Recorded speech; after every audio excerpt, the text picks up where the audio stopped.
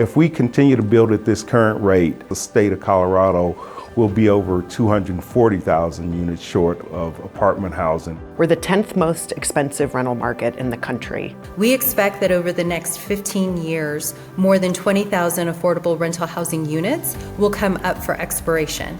If we don't start paying attention to and saving the affordable homes that we already have, we're never going to make it out of this hole that we found ourselves in. So we do need to be looking at what do we already have by way of affordable stock? When are deed restrictions or other legal instruments that were set to keep that housing affordable? When are those going to run out?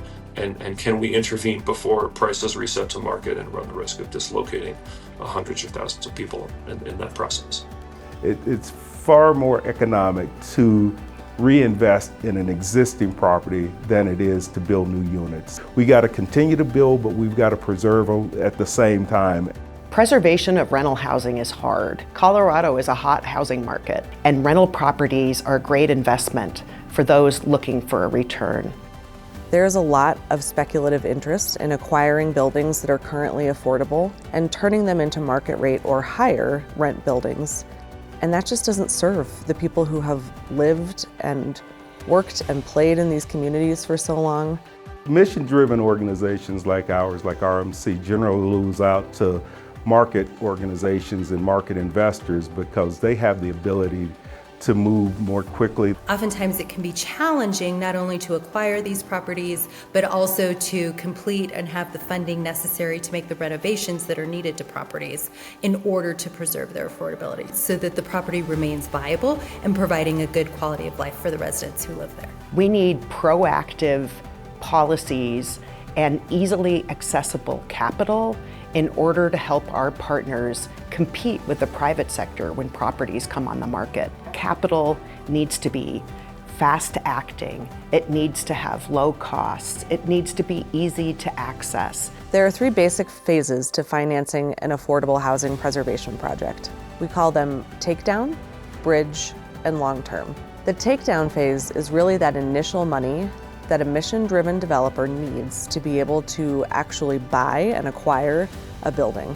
Bridge funding is money that supports the property and its operations between the initial and the 3rd phase of funding. This bridge funding can also be used to help renovate or rehabilitate affordable buildings.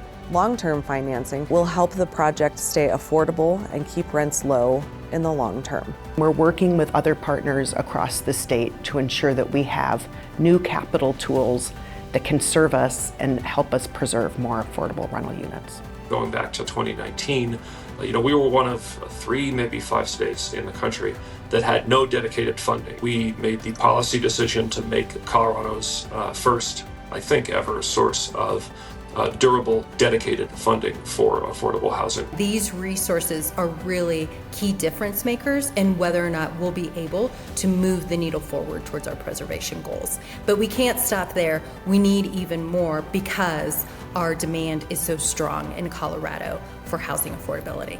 When I see that we have dozens of nonprofit, for-profit, and other developers really digging in together to figure out what we need to make preservation easier across Colorado, I'm really hopeful. We have a very committed industry of housing practitioners here in Colorado, from the housing authorities to our local housing administrators to the practitioners. We need to keep our foot on the gas. People in our state need us to do that. Together, we can all make a difference in preserving Colorado's affordable housing.